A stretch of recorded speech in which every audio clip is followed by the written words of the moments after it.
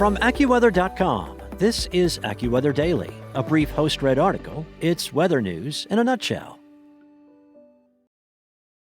Heavy snow hit the Midwest and the Great Lakes over the extended Thanksgiving weekend, complicating the already busy time for holiday travelers and dropping a foot of snow in parts of Iowa and southern Wisconsin.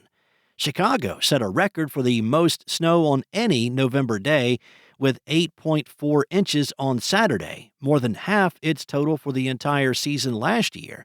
Madison, Wisconsin also received its heaviest November snow in one day, with 9.3 inches on Saturday. In St. Louis, the local zoo and Gateway Arch closed Saturday when between 6 and 8 inches of snow fell across the city. Callender, Iowa, recorded the highest snowfall total of 16.5 inches.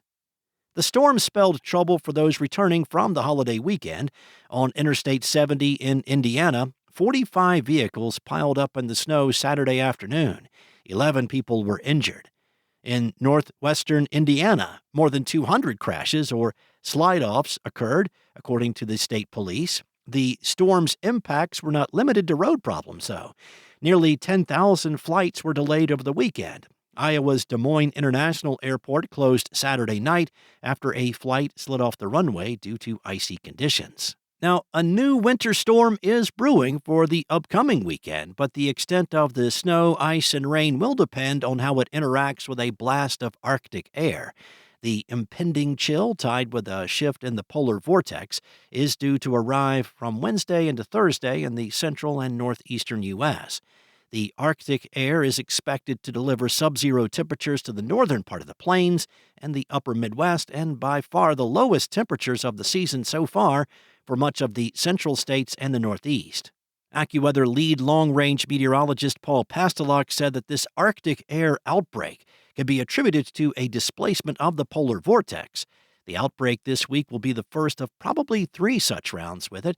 Another cold blast is likely next week, and a third the week after that. The waves of Arctic air will lead to significant surges in energy demands as well. Nighttime and early morning temperatures are forecast to dip into the single digits, the 10s and 20s from the central and southern parts of the plains to the Ohio Valley and the interior Northeast, and the 10s and 20s in the Interstate 95 Northeast later this week. Where it is windy, AccuWeather real field temperatures are expected to be 10 to 25 degrees lower than the actual temperature. Some daily record lows could be challenged as well. As the leading edge of the Arctic air advances, patches of flurries, snow, and heavier snow squalls could accompany the front as it sweeps across the Great Lakes region and into the northern part of the Appalachians. The snow may be brief and sporadic, associated with the Arctic blast, but it can accumulate several inches, leading to slippery conditions. Exactly how the cold push interacts with a storm over the southern U.S. will determine the extent of accumulating snow and a slippery mixture of snow, ice, and rain versus just rain from Friday night into Sunday in the eastern part of the nation.